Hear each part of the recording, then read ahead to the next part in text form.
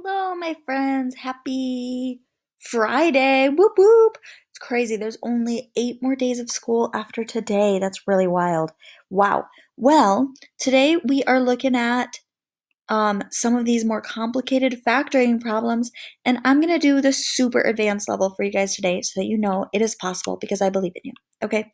So if I'm factoring, remember my first job is always to find my factors. So I'm going to start off, I'll use green to factor out 5.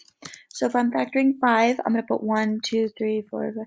Okay, I'm going to actually stop at 5 because I know it can't go past 5 because we can't have factors that are bigger than the number itself. So I'm going to do 1 times 5 because if I divide 5 by 1, I get 5. Okay, 5 divided by 2, oh, it doesn't work. 5 divided by 3, oh, it doesn't work. 5 divided by 4, does not work because I get a decimal. 5 divided by 5, hey, I've already got that. It's 1. Okay, awesome. So now I'm done with 5. Now I'm going to go ahead and do 15. I'm going to do the same thing for 15. I'm going to do out the factors, and you guys have gotten so good at this. I'm just doing this for fun. So 1, 2, 3, 4, 5. I need to make my box bigger and get rid of this. 6, 7, 8. Okay, I'm going to stop right there. 15 divided by 1 is 15. 15 divided by 2 doesn't work. 15 divided by 3 is 5. 15 divided by 4 doesn't work. 15 divided by 5, wait a second, that's a repeat. So these are all done. Okay, now I'm going to make another box and I'm going to do the same thing for 10. I'm going to do 10 in red. So I'm going to do factors of 10.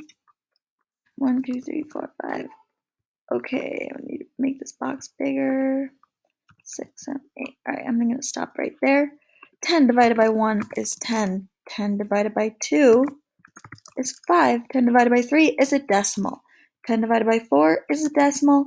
10 divided by 5, it's 2. That's a repeat. That means that's the end of my factors for 10. Okay, so what I'm looking for now, and I'll highlight it in yellow, is my greatest common factor. And I see they all have a 1, but they also all have a 5. So I'm going to go ahead and pick out all the ones that have a 5.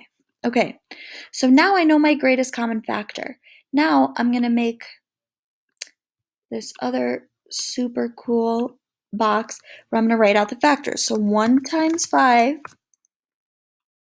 But wait, there's more. I see x to the power of 3, which means that's times x, times, not 8, x. Sorry, the 8 and the x are very close. Okay, now I'm going to put the minus sign. 15 is 3 times 5, but wait, there's more. I see x to the power of 2. That means times x, and last but not least, the 10.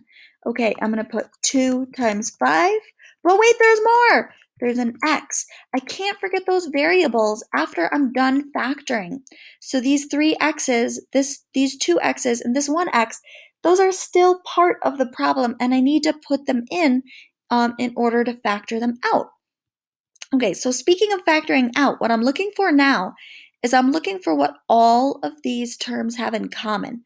They're separated by the minus and the plus. Okay, so I can't do them within the same minus and plus. For example, I can't say, oh, look, they both have an x here. I can't do that. I have to go from this term to this term to this term. So I notice they all have a 5, 5, 5, and a 5. So that means I can bring out a 5. And oh, look, they all have an x, an x, an x. And remember, I'm going to the next term, an x. Okay, they all have a 5x. And now I need to put inside the parentheses what's left. What's left here is a 1 and 2 x's. So 1x, and that's to the power of 2 because there were 2 x's multiplied together. Now I have minus my next term, a 3 and 1x, 3x. And now my plus sign, plus just a little 2. Boom.